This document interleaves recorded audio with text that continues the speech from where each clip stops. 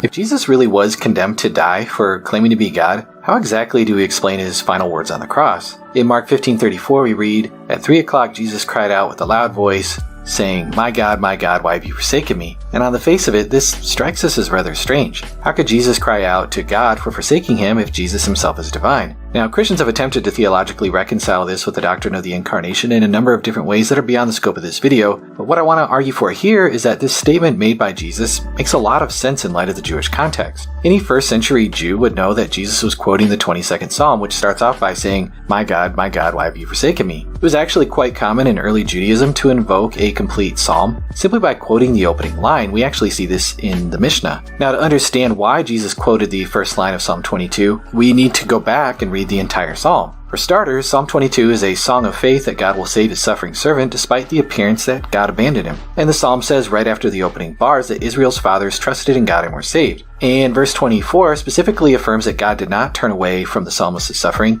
for it reads, "For he did not despise or abhor the affliction of the afflicted, he did not hide his face from me, but heard when I cried to him." More importantly, Psalm 22 is credited to King David, who was writing 1,000 years before Christ. But the psalm really does not fit the David was having a rough day interpretation. David never experienced some of the events described in the psalm. In view of the fact that it sounds eerily like a crucifixion scene, it's not hard to see why Jesus would quote this as a prophecy of his death. Let's take a look at a few of the passages here. It says, "For I am poured out like water, all my bones are out of joint, my heart is like wax, it is melted within me. My strength is dried up like a potsherd, and my tongue clings to my jaws. You have brought me to the dust of death. For dogs have surrounded me, the congregation of the wicked have enclosed me. They pierced my hands and my feet. I can count on my bones. They look and stare at me. They divide my garments among them, and for my clothing they cast lots." Now, some counter-apologists claim that Christian translators twisted the verse regarding the piercing of hands and feet, but that's not entirely true. The Greek Septuagint, which predates Jesus, clearly states they have gouged my hands and my feet. At the very least, these lines describe someone whose feet and hands have been seriously injured. The passage also describes somebody who is naked, exposed to the public gaze, and mocked. Disjointed bones would definitely be the effects of a crucifixion victim, and they would also be exhausted and dehydrated. Being poured out like water means that they'd be bleeding out.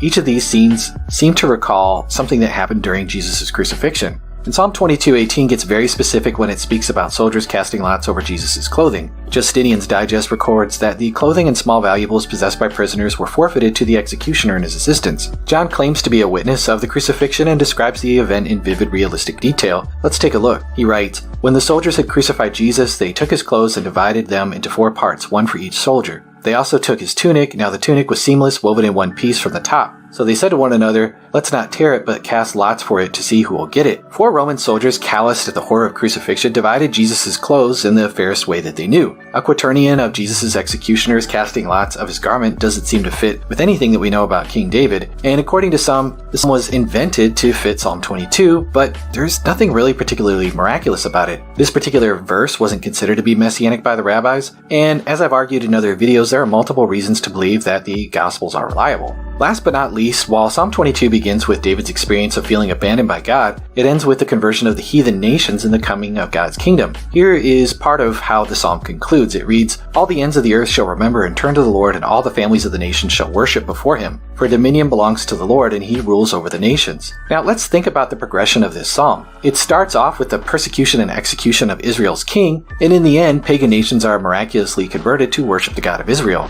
This begins when a Roman centurion witnesses Jesus' death and calls him God's son. We read this in Mark 15:39. Jesus' cry on the cross doesn't prove that he died as a failure, but that he viewed his death as the victory of the God of Israel. The God of the Jews is now worshipped by literally billions of Gentiles today. We have to ask, when exactly did this start? The answer is simple, with the death of Jesus of Nazareth. Now, how could this passage apply to King David? King David died peacefully as an old man in the arms of Abishag the Shunammite, and even the 11th century Jewish commentator Rashi applied these sufferings to the Jews in exile. Here's what Rashi had to say. He writes, "They, meaning the people of Israel, are destined to go into exile, and David recited this prayer for the future." So Rashi seems to think that this psalm applies to something that hasn't happened yet. But it seems clear from this passage that this psalm is referring to an individual. The Jewish exile certainly did not lead to the conversion of pagan nations either, and even other rabbinic midrash applied this passage to a future messianic figure referred to as Ephraim, seeing that this applied neither to Israel in exile or King David. So who else's deliverance from extreme suffering and death was worthy of being repeatedly recounted before Israel's assembly? Is there any other individual's deliverance from extreme suffering or death worthy of worldwide attention to the point where nations turn to the God of Israel because of it? It seems pretty clear that Psalm 22 can only be fulfilled by the death and the resurrection of the Messiah, Jesus of Nazareth, the perfectly righteous one.